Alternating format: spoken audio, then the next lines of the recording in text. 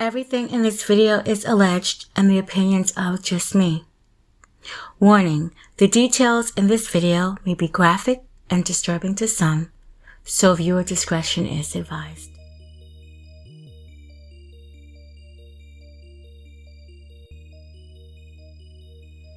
On her January 13th, 2022 Facebook post, she wrote, quote, "Went off and told an addict I'll never stop buying you dope so I could sit back and watch you die," end quote. 24-year-old Taylor Schabusiness is listed as married. Through my Facebook investigation, she is married to Warren Schabusiness. On his Facebook page, they actually have been a couple, or at least knowing each other since 2017. They have recently had a baby boy in 2021. Court records say she does not have custody of that child. At this time this horrific incident had occurred, her husband was incarcerated on unrelated charges.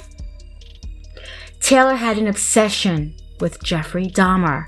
It's sickening, but a lot of women, and probably a lot of men, has had some weird obsession for him and the things that he has done to his victims. But over 28 years later, and with the Netflix Monster documentary out, it seems new obsessions are starting. Unfortunately, I believe a lot more of these stories we will be hearing about. Taylor is only 24 again. She's actually younger than Dahmer's crimes. However, she's living in Green Bay, Wisconsin, a little over 1 hour from Milwaukee, where Dahmer had lived at.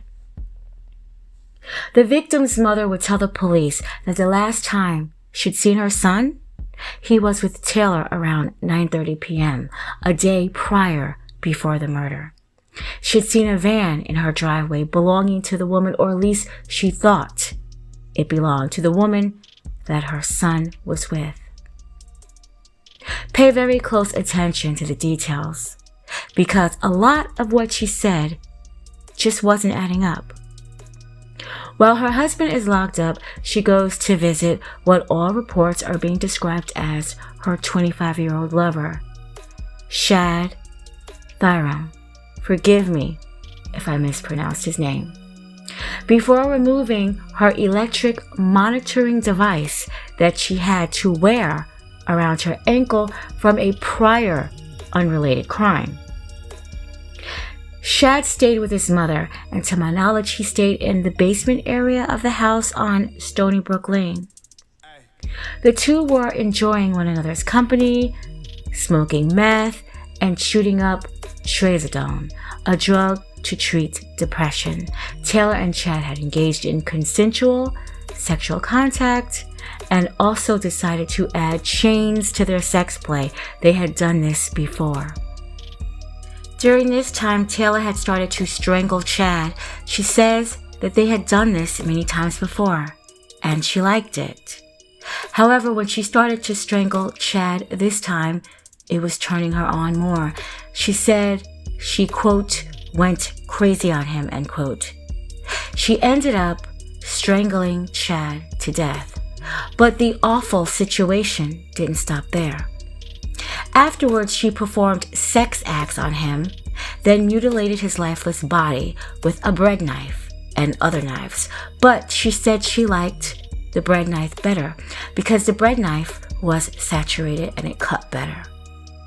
She said she put his body, or some of his body parts, in her van, but placed his dismembered head in a plastic bucket among other body parts of Chad's. She simply said she got lazy after dismembering and trying to clean up the gory, bloody crime scene. She left the rest of his body behind. Around 3 a.m. on February 23rd, Chad's mother heard noises, a door slamming. The van was now leaving the driveway, and she seen a light cut on in the basement. She said she went down to cut it off. Looking where her son stayed at, she seen blood on the floor, on the mattress, and there was a plastic bucket with a towel over it. She removed it to see what it was. The bucket contained her 25-year-old son's severed head and genitals. I can't even imagine what this woman had went through seeing that, and what she still, I'm certain, will go through for the rest of her life.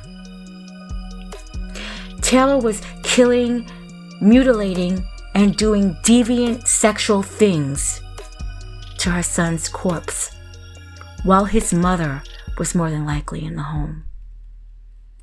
Police were called, and in that same bucket, they would find, of course, his body fluids and several kitchen knives. In plastic bags where other body parts were stored inside this basement. There was also a storage tote that contained his upper torso with several rigid cuts, a carving knife, and other internal organs. So the parts of this young man's body were just bagged throughout his bedroom. The police indicated that there was significant amount of stained blood on his bed and on the concrete floor underneath. And in the bathroom, there was a stand-up shower curtain with blood on that. Police would find that van that was described by the victim's mother. When Taylor had seen the police outside, just pretty much walking around the van, she came out of her apartment. She still had dried blood on her hooded sweatshirt and sweatpants, basically still wearing the same clothing. The police asked Taylor, did she know why they were there? She responded, quote, because there is a warrant for my arrest, end quote. When police went to look inside her van, they discovered a crock pot containing human remains and one of the victim's leg on the front seat of the passenger side. Blood was in the van as well. She actually said, quote, the police are going to have fun finding all of the organs, end quote. This came out of her very own mouth. After observing the cuts on her arms and hands and the body parts in her van, Taylor Schabusiness was placed under arrest. In her own details, Taylor would tell the police that her and Chad was smoking, quote, the bitch, end quote, referring to the meth. She said they often used strangulation while having sex. They used a silver dog choke collar in these sex acts. But this time she said she couldn't stop and she just went crazy on him. She said she could hear his heart beating as she was choking him. She said the harder she pulled, he kept, quote, rebuilding into muscle, end quote, and he wouldn't die. She lowered her voice and she spoke with a very strange tone.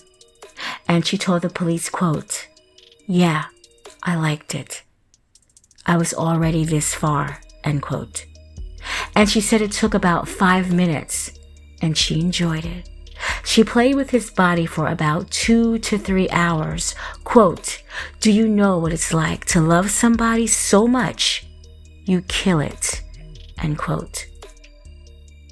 Taylor had run-ins with the police before, eluding, fleeing from officers, drug possession, driving with a suspended license, but nothing as gruesome as this.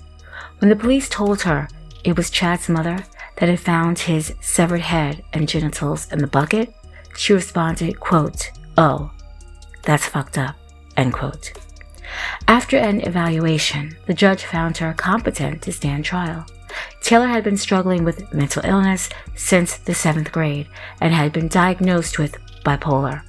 I guess this was the defense that was saying that she was going to plead mentally ill. However, she did plead not guilty. The courts feel that she had the competency to try to clean up the crime scene. She knew exactly what she was doing, and she is scheduled for courts this month, October 24th. In a deleted post, Chad's uncle wrote, quote, you had such a good heart and soul, Chad. I love you so much. I can't even describe what we are feeling. You are taking from us as what we can only assume was a monster, end quote.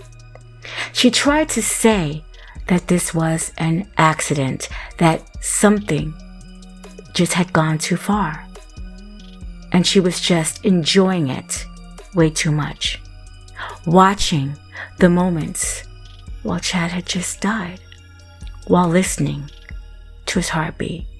So, if it's not premeditated, why did she take her leg monitor off before arriving at his home?